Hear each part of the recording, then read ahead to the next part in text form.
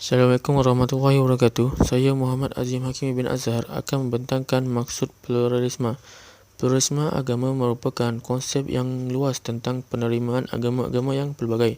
Pluralisme terdiri dari dua kata, yakni plural serta isma. Plural artinya beragam, sementara isma berarti pahaman. Sehingga apabila dikaitkan kedua katanya, pluralisme berarti pahaman atas suatu keberagaman. Pluralisme agama adalah perkara yang berbeza daripada kepelbagaian agama, religious plurality, iaitu yang mengiktiraf kewujudan pelbagai agama dalam keadaan penganutnya tinggal di satu tempat.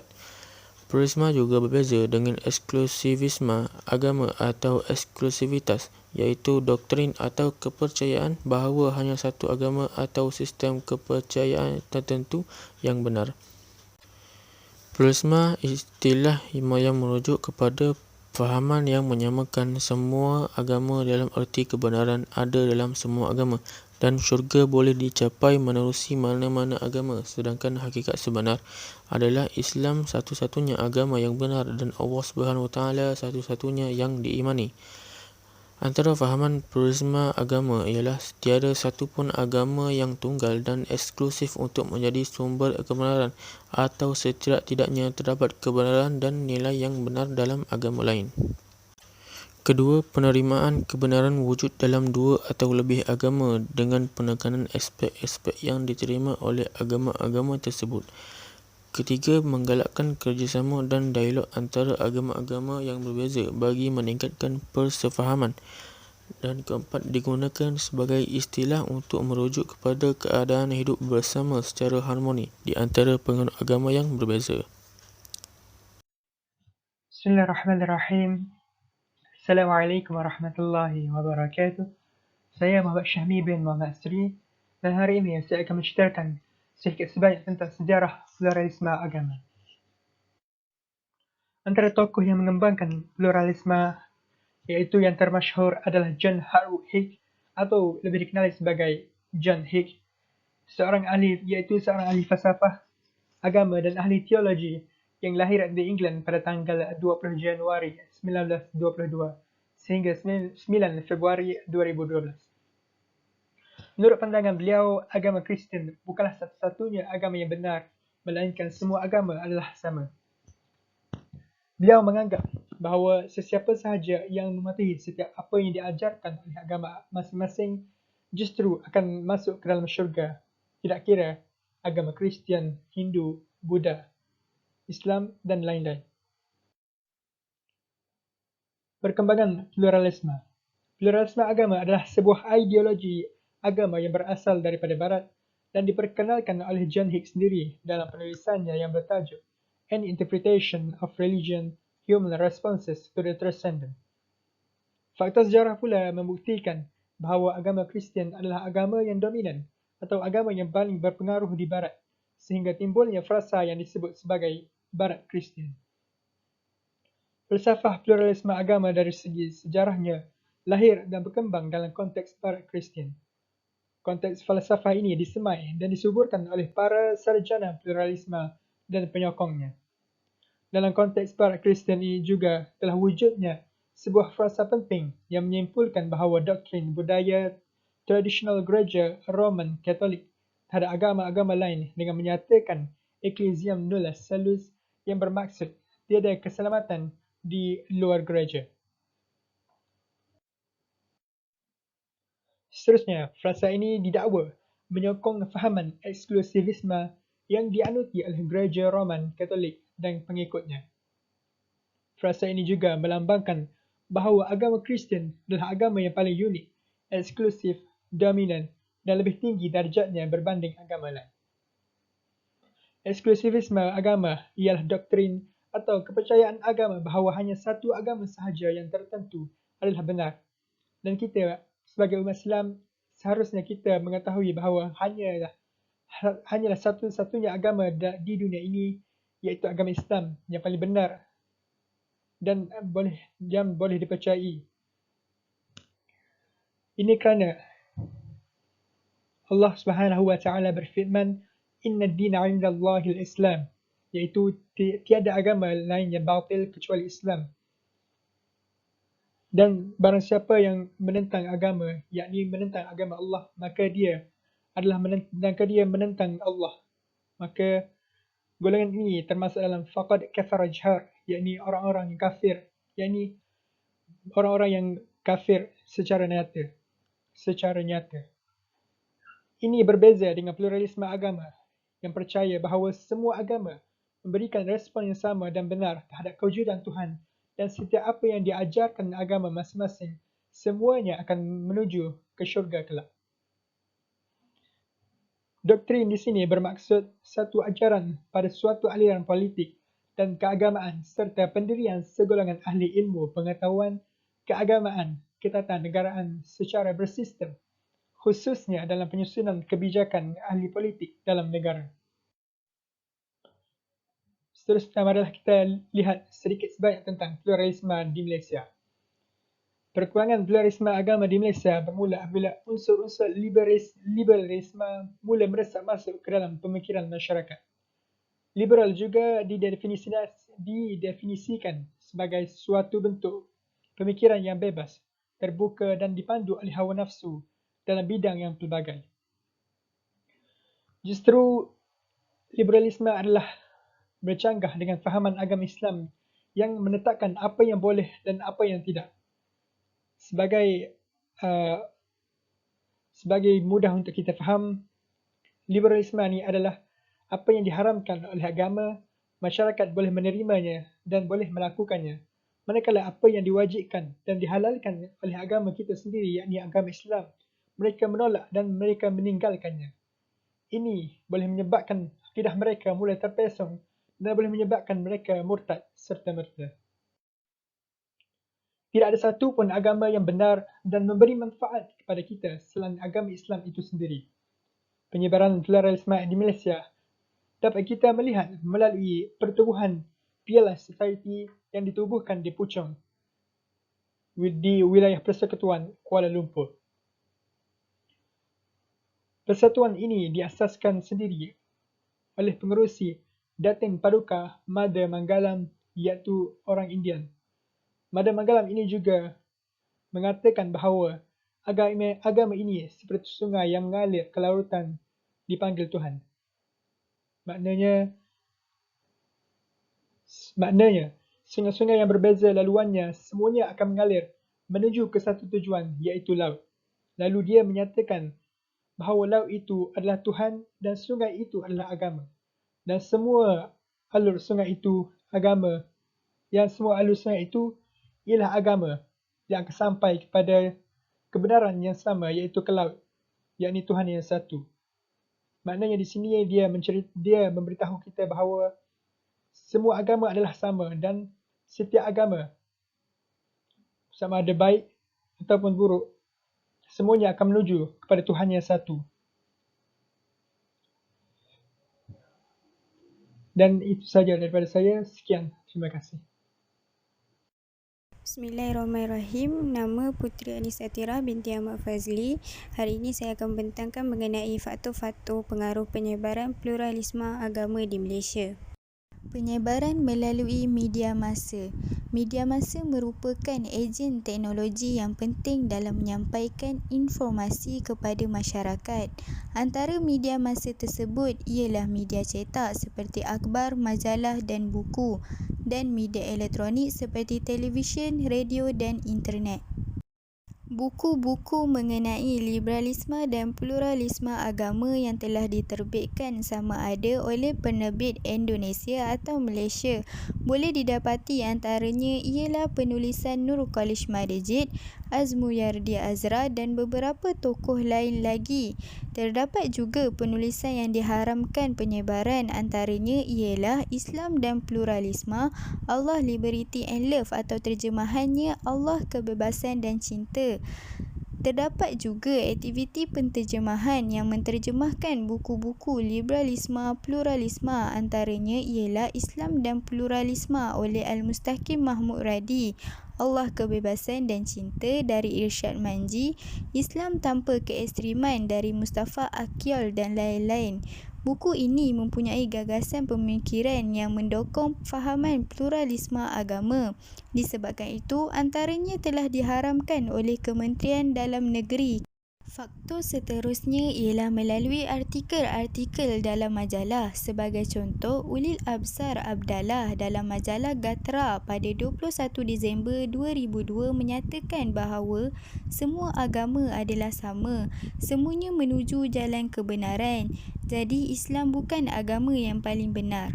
Terdapat beberapa artikel berita di akhbar yang ditulis oleh golongan ini. Antaranya ialah dari Chandra Muzaffar dengan dua artikelnya yang dimuatkan dalam The Star, iaitu What Pluralism Means to Islam dan Understanding Liberalism and Religious Pluralism, serta beberapa artikel lain lagi dari tokoh-tokoh yang mendukung fahaman pluralisme agama. Artikel-artikel ini memuatkan pandangan peribadi penulis-penulisnya mengenai isu-isu pluralisme agama yang berlaku dalam masyarakat Malaysia. Sebagai contoh, Chandra Muzaffar menyuarakan pandangannya mengenai fatwa yang telah dikeluarkan oleh Majlis Agama Islam Selangor. Terdapat SIS yang dianggap menimbulkan persoalan dan berlawanan dengan konsep kebebasan dalam rukun negara. Faktor seterusnya ialah melalui medium televisyen, penayangan filem-filem yang mempunyai unsur pluralisme agama. Antara filem-filem yang dikesan mempunyai unsur-unsur pluralisme agama antaranya ialah filem Sepet, filem Gubra, filem Mu'alaf.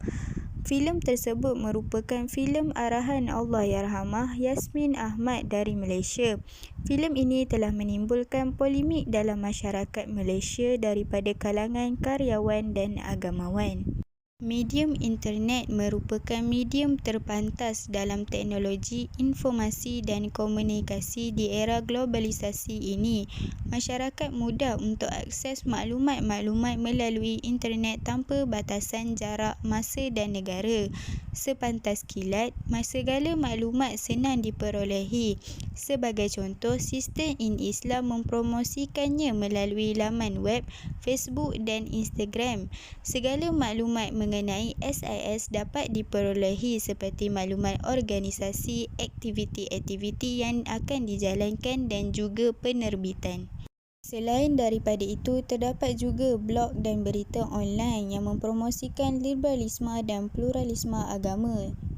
Antaranya ialah Malaysia Kini, The Malay Mail Online, Malaysian Today dan lain-lain, dengan memuat naik artikel-artikel di dalamnya mengenai Islam menurut pandangan mereka.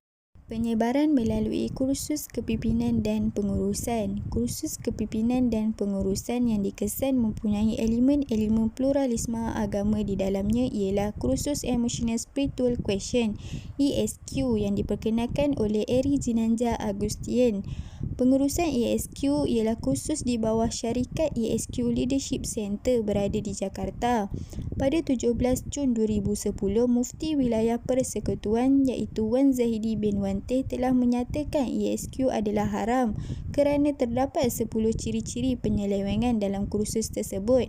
Antaranya mempunyai fahaman yang bersandarkan kepada liberalisme dan pluralisme. Pada tahun 2010, Muzakarah Khas Jawatan Kuasa Fatwa Majlis Kebangsaan bagi Hal Ehwal Agama Islam Malaysia telah melakukan semakan kepada kursus ESQ Leadership Training boleh dilaksanakan dengan bersyarat dengan pengawasan sepenuhnya oleh panel syariah yang dilantik oleh ESQ iaitu Jawatan Kuasa Kebajikan Islam Malaysia. Penyebaran melalui ajaran keagamaan. Pada tahun 2001, Malaysia digemparkan dengan sebuah ajaran sesat dinamakan Kerajaan Langit yang diketuai oleh Arifin bin Muhammad atau dikenali sebagai Ayah Pen. Ajaran itu berpusat di Besut, Terengganu. Pada tahun 2002, pengikut kerajaan ajaran Kerajaan Langit mula mencecah ribuan orang. Bukan sekadar pengikut di dalam negara, Ayah Pin turut berjaya menarik minat orang daripada luar negara termasuklah golongan Paderi dan Sami. Ayah Pin menyifatkan dirinya sebagai wakil Tuhan segala agama, manakala pengikutnya pula menganggap Ayah Pin sebagai Tuhan yang menerima wahyu dari langit. Jawatan Kuasa Fatwa Majlis Agama Islam dan Adat Melayu Terengganu mengeluarkan fatwa bahawa ajaran dan pegangan Ayah Pin adalah palsu, sesat dan merosakkan akidah. Pada tahun 2016, Ayah Pin telah meninggal dunia ketika berusia 74 tahun. Walaupun beliau sudah tiada, tetapi sakit baki pengikutnya masih ada sehingga hari ini dan mengamalkan ajarannya. Penyebaran melalui badan-badan bukan kerajaan iaitu NGO. Badan-badan bukan kerajaan iaitu NGO yang memainkan peranan dalam penyebaran pluralisme agama antaranya ialah melalui Malaysian Interfaith Network (MIN). MIN mempunyai 20 badan gabungan termasuk Institut Kajian Dasar, IKD, Sister in Islam, SIS dan lain-lain. NGO di dalam MIN banyak menyokong kepada penyebaran pluralisme agama di Malaysia. IKD merupakan badan pemikir Anwar Ibrahim yang ditubuhkan sejak 1984. IKD turut memainkan peranan dalam mempromosikan pluralisme agama. Melalui IKD lahirlah Badan Pemikiran Muda Intelek, antaranya ialah Komuniti Jalan Telawi, Unit Pemikiran Politik IKD, Pusat Lepas Belajar Timur Tengah dan Open Dialogue Centre. Melalui kerjasama dengan badan-badan ini, pelbagai ceramah, seminar, bengkel dan lain-lain telah dijalankan. Penyebaran melalui tokoh-tokoh yang berfahaman liberalisme atau pluralisme antaranya ialah tokoh-tokoh dari luar dan juga dari Malaysia sendiri. Tokoh Malaysia antaranya ialah Datuk Seri Anwar Ibrahim yang telah menyampaikan ceramahnya yang bertajuk Religion Pluralism in a Divided World di London School of Economic Political Science LSE pada 18 Mac 2010. Beliau bercakap mengenai kebebasan agama. Beliau turut menyentuh tentang kebebasan dalam Islam dan mengaitkan bahawa agama lain patut berkongsi antara satu sama lain.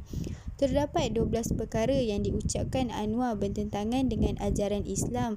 Antaranya ialah tiada paksaan dalam beragama. Malah beliau turut mengatakan semua agama adalah sama kerana akhirnya ia menuju kepada yang satu. Ucapan Anwar ini terang-terangan memperlekehkan kedudukan dan kebenaran Islam. Nama saya Nurhani binti Azizi. Nombor matriks D21113368. Antara ciri-ciri pluralisme ini ialah merupakan satu gerakan yang terancang yang mampu menghancurkan akidah umat Islam. Secara sedar atau tidak, akidah umat Islam akan rosak jika terpengaruh dengan liberalisme, pluralisme ataupun sekularisme dan lain-lain lagi. Ideologi pluralisme ini berlidur di bawah gerakan seperti Global Ethics, Human Rights dan Interfaith Dialogue. Gerakan ini mempunyai jaringan yang sangat luas termasuk Malaysia dan telah lama berakar umbi di Indonesia. Antara ideologi lain ialah menyamaratakan semua agama. Jika difikirkan logik, jika semua agama sama, maka mengapa ahli dari setiap agama tersebut berdakwah serta menyebarkan ajaran mereka? Seterusnya, pluralisme ini mempromosikan nilai-nilai barat dan berselindung di sebalik slogan Universal Values, Good Values dan Share Values yang jika didengari kelihatan baik dan menyebabkan ramai terpengaruh dengan fahaman pluralisme ini.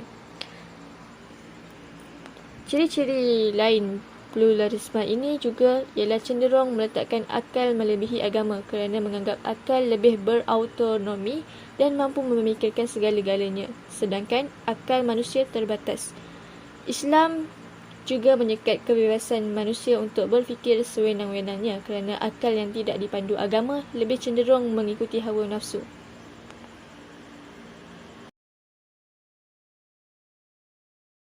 Ciri-ciri lain pluralisme ialah fahaman liberalisme yang membawa makna kebebasan. Sebagai contoh, seseorang boleh menganut agama lain sesuka hati dan juga boleh keluar dari agama yang dianuti sekarang. Islam melarang sekeras-kerasnya perbuatan riddah kerana orang yang murtad akan kekal di dalam neraka selama-lamanya. Hal ini berdasarkan firman Allah dalam surah Al-Baqarah ayat 117 yang bermaksud, barang siapa yang murtad di antara kamu dan dari agamanya, lalu dia mati dalam kekafiran, maka mereka itulah yang sia-sia amalannya di dunia dan di akhirat, dan mereka kekal di dalam neraka selama-lamanya. Selain itu, ciri-ciri lain pluralisme ialah keserataan atau kesamaan. Hal ini membawa maksud semua agama sama dan tiada yang paling baik maupun yang paling buruk. Seterusnya, relativisme, yang bermaksud semua agama adalah relatif. Contohnya, kebenaran sesuatu agama tak semestinya mutlak, bergantung kepada penerimaan seseorang ataupun sesebuah komuniti. Selanjutnya, redaksionisme merupakan meletakkan agama sebagai urusan peribadi. Dengan kata lain, pluralisme agama berwatak sekular. Sekular bermaksud sebarang kerajaan ataupun sesebuah organisasi itu terasing daripada agama. Akhir sekali, eksklusivisme. Dengan kata lain, pluralisme ini kononnya dianggap menghormati ajaran agama lain, tetapi sebenarnya merampas kebebasan pihak agama untuk mengeluarkan hujah mereka tentang kebenaran agama mereka.